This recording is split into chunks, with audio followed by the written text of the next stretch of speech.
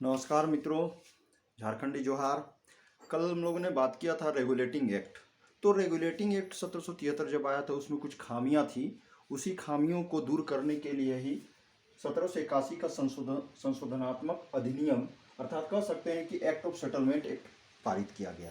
तो देखिए 1773 का रेगुलेटिंग एक्ट जो था उसमें काफ़ी खामियां थी, क्योंकि गवर्नर जनरल को अधिकार तो दिया गया, परिषद भी गठन किया गया, 4 सदस्य दल, तो इस तरह 5 सदस्य थे, लेकिन उनके कार्यों का बंटवारा किस तरह से किया जाए कोई ध्यान नहीं दिया गया। उच्चतम न्यायालय का गठन किया गया, तो उच्चतम न्यायालय का गठन और गवर्नर जनरल परिषद इनके काम करने के तालमेल को भी सुदृढ़ नहीं किया गया। साथ ही आप देखेंगे न्यायालय जो कार्य करती थी, तो न्यायालय का कार्य क्या था, उसमें सर्वोच्च न्यायालय गठन किया गया था, तो वह न्यायालय क्या कर रही थी, अंग्रेजी माध्यम से सुनवाई कर रही थी। और उस समय बंगाल में अन्य न्यायालय भी थे, तो यह न्यायालय जो थी जो काम करती थी अपने देशीय हित के तहत करती थी, तो उन दोनों में तालमेल नहीं था और खासकर देखेंगे उन दोनों में अनियमितताएं काफी थी। तो इन सभी खामियों को दूर करने के लिए ही 1773 का रेगुलेटिंग एक्ट के खामी को दूर करने के लिए एक्ट ऑफ सेटलमेंट एक्ट पारित किया गया। तो ब्रिटिश संसद में इस तरह का प्रावधान लाया गया और इसके तहत एक्ट ऑफ सेटलमेंट एक्ट 1781 पारित किया गया। अब इस एक्ट के तहत खासकर क्या बात है कि कलकत्ता में जो उसमें लॉर्ड वारेन हेस्टिंग्स सरकार थी, उस सरकार को बंगाल, बिहार, उड़ीसा में कानून बनाने का अधिकार दिया गया। इस तरह आप यहाँ देखेंगे कलकत्ता में लॉर्ड वारेन हेस्टिंग को बंगाल, बिहार और उड़ीसा में क्या करने के लिए अधिकार दिया गया, कानून बनाने का अधिकार दिया गया।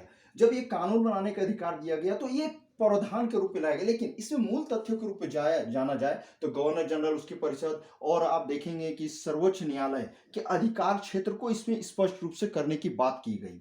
तो देखेंगे आगे, देखिए इसमें क्या है प्रावधान कि इसके तहत कंपनी के पदाधिकारियों द्वारा अपने शासकीय रूप से किए गए कार्यों के विरुद्ध कोई कार्रवाई उच्चतम न्यायालय नहीं करेगी, और साथ ही उनको अर्थात कि शासकीय कंपनी के जो शासकीय पदाधिकारी थे उनको उनके अधिकार क्षेत्र से करने के अधिकार जो थे उन क्षेत्रों से उन्हें मुक्त कर दिया गया, खासकर सर्वोच्च न्यायालय के माध्यम से। तो गवर्नर जनरल, फिर देखेंगे गवर्नर जनरल उसकी परिषद द्वारा सम्मिलित रूप से जो कानून बनाए गए थे, चाहे जो रूल एंड रेगुलेशन बनाए थे, उस सर्वोच्च न्यायालय के क्षेत्र से मुक्त कर दिया। यानी सर्वोच्च न्यायालय अब क्या करेगी, जो गवर्नर जनरल जो उनकी परिषद जो है बनाएगी नियम कानून, उस पर कोई हस्तक्षेप नहीं करेंगे, वो स्वतंत्र बॉडी के रूप से काम करेंगे। फिर आगे देखिए कि गवर्नर जनरल और उसकी परिषद जो देशी अदालतों के विरुद्ध जो फैसला सुनने और प्रांतीय अदालतों के कार्य संचालन के लिए नियम कानून बनाने का अधिकार दिया गया। किनको दिया गया, तो गवर्नर जनरल परिषद को। खासकर एक चीज देखेंगे यहाँ कि ये जो अदालतें फैसला देती थी और इनके विरुद्ध अगर ये सुनवाई जो होती थी उनसे वो सेटिस्फाइड नहीं होते थे, तो इसमें क्या किया गया कि अपील के माध्यम होती है। आज भी हम देखेंगे कि निचले अदालत के मामलों में जब कुछ सुनाई जाती है, जो प्रतिवादी होते हैं, वादी प्रतिवादी होते हैं, तो उसमें सुनवाई जो होती है और सुनवाई के तहत अगर वो सेटिस्फाइड नहीं होते हैं तो अपील लिए जाते हैं। जैसे हाईकोर्ट है, हाईकोर्ट से अगर कोई डिसीजन नहीं दिया जाए सही से या दे भी दिया गया है, वो अगर सेटिस्फाइड नहीं है तो अपील सुप्रीम कोर्ट में करते हैं। तो उस समय भी इस तरह का प्रावधान था। तो उसमें प्रिवी काउंसिल जो था वो सम्राट थे, वो कहाँ थे, लंदन में। तो इसके तहत क्या किया गया कि केवल 5,000 पाउंड या उससे अधिक धनराशि के मामलों में अपील कहां की जाएगी, तो ब्रिटेन के सुप्रसिद्ध सम्राट के पास की जा सकती है। यानी अपील करने के लिए कहां जाना पड़ता, ब्रिटेन में कहां, जहां वहां के लॉर्ड्स में, जहां पर इनका जो सम्राट है इस पर सभी कानून व्यवस्था के अंतर्गत देखा करते थे, उन पर अपील करने का अधिकार की गई। इस तरह देखा जाए तो सर्वोच्च न्यायालय के अधिकार क्षेत्र को इस अधिनियम के तहत 1781 के संशोधनात्मक अधिनियम के तहत स्पष्ट कर दिया गया।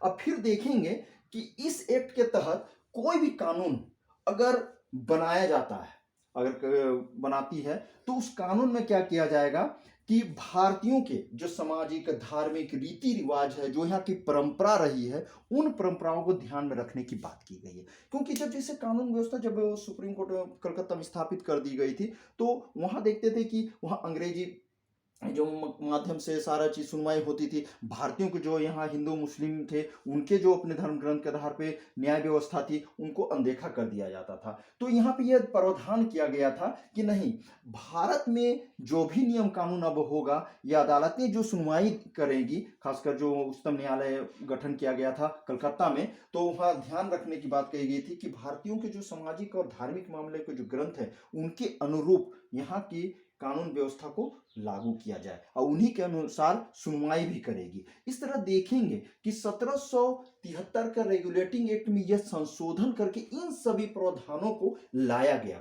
अब जब यह प्रावधान लाया गया तो आप देखेंगे कि एक तरह से रेगुलेटिंग एक्ट में परिवर्तन कर दिया गया। इस तरह क्या कर दिया गया, ये सारा सेटलमेंट लाया गया और इसमें परिवर्तन किया गया। और परिवर्तन करने के साथ ही कलकत्ता में जो वारेन हेस्टिंग्स सरकार थी उसको एक तरह से सुदृढ़ करने का प्रयास किया गया। कहीं ना कहीं ये 1773 का जो रेगुलेटिंग एक्ट की खामियों को दूर करने के लिए ब्रिटिश संसद ने क्या किया, इस सारे प्रावधान को लाकर वारेन हेस्टिंग्स सरकार को एक मजबूती प्रदान करने की कोशिश की गई। आगे हम लोग देखेंगे नेक्स्ट क्लास में कि 1784 का एक्ट, 1784 का पिट्स इंडिया एक्ट आगे की क्लास में देखेंगे। तो दोस्तों ये जो प्रावधान है यह संशोधनात्मक प्रावधान है, एक अधिनियम है और इसके तहत इस कानून को भारत में स्थायित्व प्रदान करने के लिए कोशिश की गई। धन्यवाद मित्रों। झारखंडी जोहार।